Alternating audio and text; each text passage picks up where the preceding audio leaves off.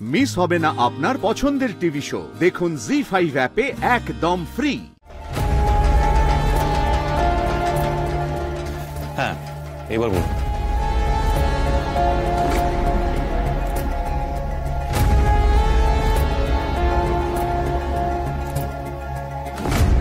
ওকে রাখতে চাইলে আপনাকে ওকে আইনিভাবে নিতে হবে। দুঃখামণিকে আইনিভাবে? ওটা ছাড়া তো আপনাদের কোনো আর উপায় নেই, আমাদেরও নেই। মানে পার্মানেন্ট ব্যবস্থা বলতে ওই একটাই অপশন। তাছাড়া আমাদের অডিট হয়, সব কিছু ব্যবস্থা হয়।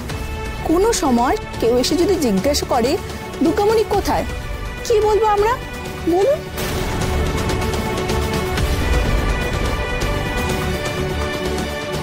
আমরা তো বাচ্চা এইভাবে বিলিয়ে দিতে পারি না, অনেক লিগ্যাল ঝামেলা আছে।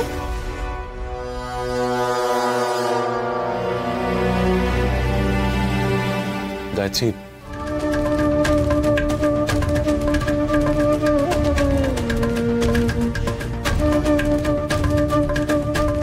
আমাকে ক্ষমা কর দুঃখামণি, আমি তোকে আইনিভাবে চিরকালের জন্য আমার কাছে আনতে পারবো না।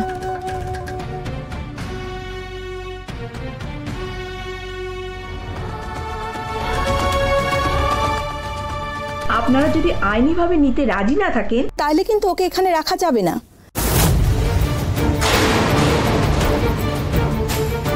আচ্ছা, তখন তো আপনিই বলেছিলেন প্রকাশবাবু যে কি উপায় আছে বলুন, ওই হাসপাতালে বলেছিলেন তো, তাহলে এখন এত ভাবছেন কেন? না, সেটা আপনি ঠিকই বলছেন, কিন্তু তখন এই ব্যাপারে মানে আইনি ব্যাপারে তো আমরা সেইভাবে ভাবিনি। টু বি অনেস্ট, বুঝতেই পারছেন আমাদের বাড়িটা একটু প্রাচীনপন্থী, তো এরকম একটা বাড়িতে বাচ্চা আইনিভাবে নেওয়া, আর এরকম ঘটনা তো আমাদের বাড়িতে কখনো ঘটেনি। কে কিভাবে নেবে সেটা তো জানি না। আর যদি আমি বাকিদের কথা বাদও দিই, বাবা মা মানে আমার বাবা মা পুরো ব্যাপারটা কিভাবে নেবে সেটাও তো জানি না।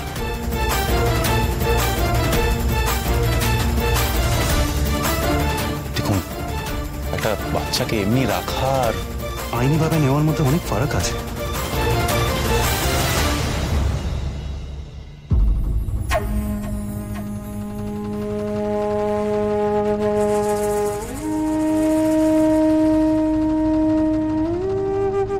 আর তাছাড়া আরেকটা ব্যাপারও আছে, আপনাকে খুলেই বলি। আমার আর গায়ত্রীর বিয়ে হয়ে মাত্র কয়েক বছরই হয়েছে, আমাদের নিজস্ব একটা প্ল্যান আছে, বুঝতেই পারছেন। এবার নিজের বাচ্চা যখন আসবে, তারপর যদি দুর্গামণির সঙ্গে কোনো রকম ইনজাস্টিস আমরা করি, সেটাও তো ঠিক হবে না, না? তাই আমাদের একটু ভেবে দেখতে হবে।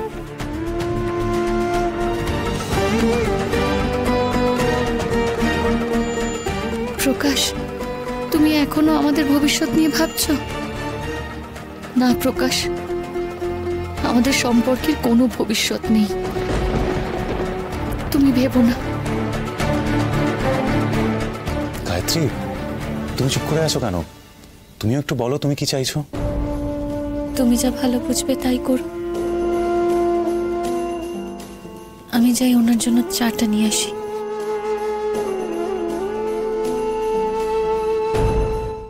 জি5 ডাউনলোড করুন আর সব এপিসোড দেখুন একদম ফ্রি।